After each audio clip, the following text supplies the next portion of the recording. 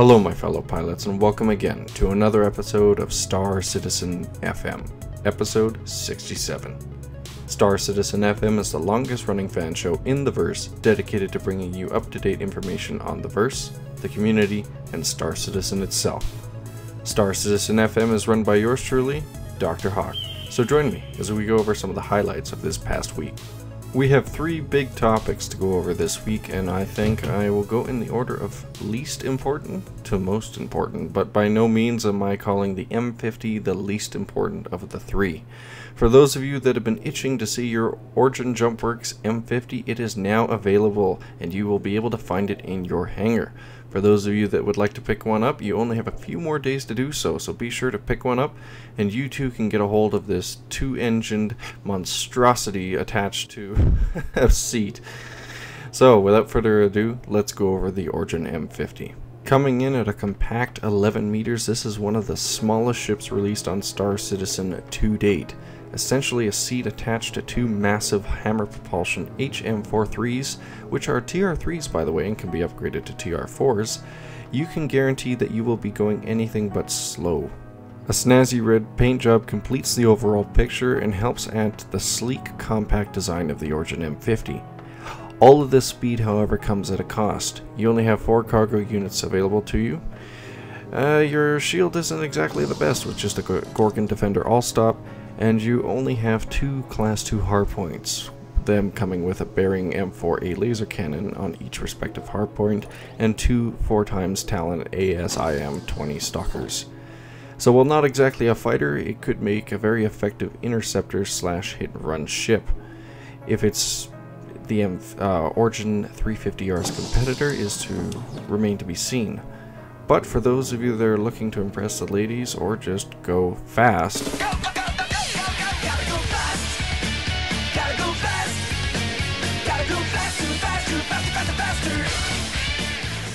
if you're interested in an Origin M50, you too can pick one up for about $90 American until August 8th. Be sure to pick one up and let me know what you think of it. Once the Origin M50 is available for Arena Commander or other testing such as racing, I'll be sure to have an updated video for you guys detailing its performance as well as compared to the Origin 350R. Our next big update comes in the form of Arena Commander. Any citizens that have the citizen number 200,001 to 250,000 are now eligible to join Arena Commander, so be sure to check your Arena Commander numbers, and if you're allowed to jump in, come on in and let us shoot you to pieces. I mean, you know, partake in the test. If you're interested in checking it out, all you have to do is make sure you have the Star Citizen client loaded onto your computer. If you're having any troubles launching the Star Citizen client, all you have to do sometimes is open the Star Citizen installation folder, find your user folder, and delete that folder. That is the only issue I've heard some people reporting problems with, and once you delete that folder, you should be able to jump right on in.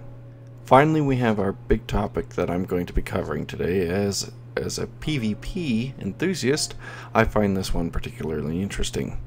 Everybody who's been waiting for patch 12.5, well, guess what? It's out. Gone is rubber banding, or at least most of it. There's still an odd quirk here or there, but I'd say 90% of the rubber banding has been eliminated. As well, the streamlining of the AC module has been pretty successful.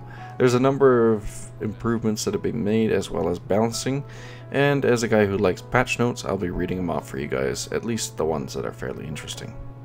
Starting with number 1, the subscriber jukebox has been added. You can find this in your hangar if you're interested in listening to some Star Citizen tunes, or you too can add your very own custom tunes to the subscriber jukebox. Instructions to do so can be found on the forums, as I currently haven't figured out how to do it myself, but if you're interested in having your own tunes while playing, be sure to check out the little subscriber jukebox. It's pretty cool. Various other fixes and quirks have been added. Additional shield sounds, missile sounds polished, additional feedback for incoming fire and weapon impacts, as well as a new Vandal ship that you can find in Vandal Swarm. I'm not going to spoil it for you guys, but if you're interested in checking out what another Vandal ship looks like, I suggest grinding your way to Wave 12 of Vandal Swarm. Sorry, not Wave 12, Wave 15, and going to meet the Reaper. He'll have something interesting to show you, gentlemen and women. One of the main issues, of course, that have been fixed is the networking. There is no more rubber banding, or at least it is not much. The main points that are in the networking improvements fixes category include fix issues that resulted in being kicked back to hangar during match load, positional correction fixes to reduce rubber banding, failed connection attempts to hub server will now time out after 10 seconds, remove socket disconnections due to login timeouts, network physics now independent of frame rate, reduce server load caused by console logging, creation of HTTP interface to capture server statistics, fix players not connecting to the matchmaker, server-to-server connection improvements, ship network packet priorities, fix disconnections while in the hangar, and greatly reduce hitching and performance issues associated with players joining or exiting a match. Now, some of this may have sounded like Latin, but the majority of this means that you will be having a much smoother Arena Commander experience. For those of you that want some more down-to-earth explanations and other fixes, just listen to the below. In the fixes category, Mantis cannons no longer take damage without overheating. This was a big one, as anybody who likes chain guns couldn't really ever shoot it for more than half a second, as if you got too much heat, it just progressively burnt your weapon out. Other important things such as the 300i landing gear placement fixed, the helmet is no longer invisible, the Gatling gun audio stops when no longer firing, destroying an asteroid no longer counts as a final kill. This is actually found by Birdman and Fiendish Feather. You can check those guys out, they're pretty funny. Energy bolts now properly scale when fired from the side. Winning music no longer plays at the end match for losing team. You get nothing, you lose. Good day, sir. Player movement prevented when interacting with the helmet stand. This could end up sometimes with some really odd consequences. Adjusted bloom of objects on radar. Much easier to actually see some enemies now. Particle emitters now properly destroy themselves, reducing lag. Ship energy system optimizations and fixed sound velocity speed being calculated incorrectly if positioned is changed multiple times per frame. Those are some of the main points. Other things that are included are smaller, more subtle things, but add to the overall Arena Commander experience. For example, the 300i has been balanced. Its power plant charge has been reduced, so you can no longer just load up Omniski 6s and fire indefinitely. And speaking of the Omniskis, they too have actually seen a nerf. Their damage has been reduced, though the impact that they do, such as rocking you around in your ship, has been increased. So they're still a good gun to use, but they're not the be-all end-all gun that is supposed to be used. Other things included that the 300i have had touched on: the thruster power drain is decreased, the shield HP is increased, as well as its regen delay decreased, as well as the hull pierce health increased. The Aurora, also known as the RSI Bulldozer, has also seen some fixes. Its shield HP has been reduced, the regen delay increased, and its shield changed from a bubble shield to a front rear shield. The allocation rate, which you can also transfer power to the shields, has also been reduced. The Hornet itself has gotten a very hefty update. As you may notice in this gameplay video, it is very tough to kill. Its thruster health has increased, the shield regen delay increased, but the health values for shield and ship parts modified to impart a sturdier feel. It is like attacking an A-10 now. Do not go head to head with a Hornet. You will learn the hard way, trust me, I have.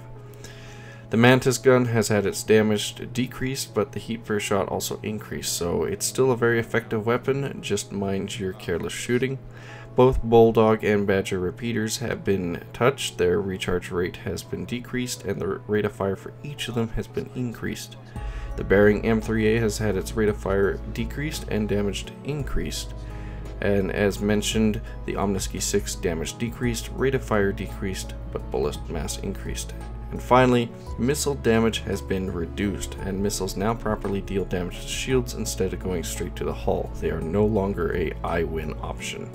That's the majority of the patch notes. If you're interested in checking out the very specifics, you can do so by clicking on the link in the description below and read the patch notes for yourself.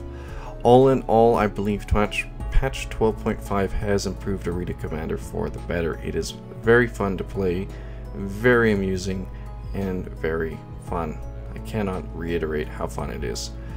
Other points that I want to make about Arena Commander are they've also taken the community's worries per se about time to kill into heart if you're watching the above video, and you can also view this video by itself unedited in the link to the description below. It was my first Arena Commander match. They've taken the community's issues to heart with the time to kill. Killing enemies in this version of Arena Commander takes a lot longer than it did in previous patches. It's a lot more rewarding when you actually whittle down an enemy and finally get them, and as you've noticed with that Hornet, that thing just takes hits and dishes them out. If this is representative of the persistent universe, I find it to be a very good balance, as there has to be some skill involved, and if I may dare compare it to a console game, it sort of feels like Halo. Whittling down the shields, trying to get the guy vulnerable, and then finally taking him out, and never knowing if you'll miss a shot or if he'll evade and regen his shields.